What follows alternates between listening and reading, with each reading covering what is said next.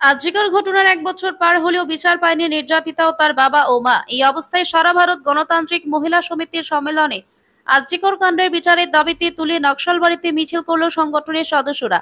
এদিন নকশালবাড়ি বাবুপাড়ায় সারা ভারত গণতান্ত্রিক মহিলা সমিতির উদ্যোগে তৃতীয় সম্মেলন অনুষ্ঠিত হয়।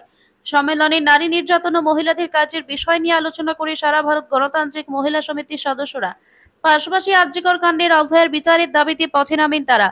মূলত ২০১১ থেকে একের পর এক ধর্ষণ বেড়েই চলছে এবং ১০০ দিনের কাজ বন্ধ থাকায় অনেকে ভিন রাজ্যে কাজে গিয়ে হেনস্থা অত্যাচার করা হচ্ছে।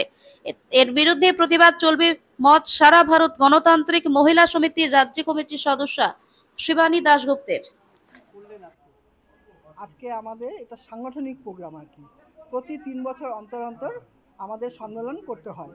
আমরা মানে আজকে এ সেক্রেটারি, কালকে ও প্রেসিডেন্ট, এরকম মানে আমরা কেন্দ্র থেকে বা রাজ্য থেকে বলে দিল আর হয়ে গেল এরকম না।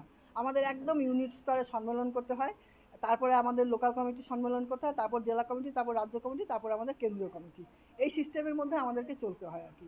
তো সেই সিস্টেমেরই একটা অংশ হলো আজকে সারা ভারত গণতান্ত্রিক মহিলা সমিতি নকশালবাড়ি লোকাল কমিটির তৃতীয় সম্মেলন। এই সম্মেলনকে মানে সামনে রেখে আমরা আমাদের যে ডাক্তার বোন অভয়া, তার মৃত্যুরও আজকে কালকে ১ বছর গেল। আজকে বলতে পারেন যে পুরো ১ বছর হলো। তার বিচার কিন্তু আজও হলো না, অধরা আছে আর কি। তার যাতে বিচার হয়, তার মা বাবা যাতে বিচার পায়, তার জন্য আজকে আমরা একটা র্যালি করলাম। আজকে আমাদের এখানে আলোচনা হবে পশ্চিমবঙ্গে সবচেয়ে প্রথমে হচ্ছে আমাদের নারী নির্যাতন। হ্যাঁ, দিকে দিকে পশ্চিমবঙ্গের সব জায়গাতে আপনারা সেই যদি ২০১১ সাল থেকে ধরেন, সেই পার্ক স্ট্রিট কাণ্ড থেকে কামদুনি, মধ্যমগ্রাম, আজকে কালিয়াগঞ্জ, আমাদের নর্থ বেঙ্গল, তারপরে এই নকশালবাড়ি চা বাগান, কিরণচন্দ্র চা বাগান, মাটিগাড়া, এই সমস্ত সব জায়গায় যে দিকে দিকে নারী নির্যাতন হচ্ছে। তারপর নারী পাচার, আজকে এনজেপি স্টেশনে ৫৬ জন নারীকে উদ্ধার করা হয়েছে। তারপর প্রধাননগর থানায় ৩৪ জন মহিলাকে উদ্ধার করা হয়েছে। এই সমস্ত নারী পাচার, নারী অত্যাচার, এই সমস্ত বন্ধ করার জন্য দাবি নিয়ে আমরা আজকে সম্মেলনে মেন কথা আর কি। তারপর হচ্ছে আমাদের যে মহিলাদের যে মানে কাজ আর কি, যারা ১০০ দিনের কাজ করতো তারা আজকে সব বেকার বসে আছে। হ্যাঁ, ১০০ দিনের কাজ নেই। হ্যাঁ, সেই ১০০ দিনের কাজ অবিলম্বে চালু করতে হবে। কেন্দ্রীয় সরকার বলছে যে রাজ্য সরকার হিসাব দেয় না, রাজ্য সরকার বলে কেন্দ্রীয় সরকার টাকা দেয় না। আমাদের কেন্দ্র রাজ্য কোনো কিছু দেখার দরকার নেই।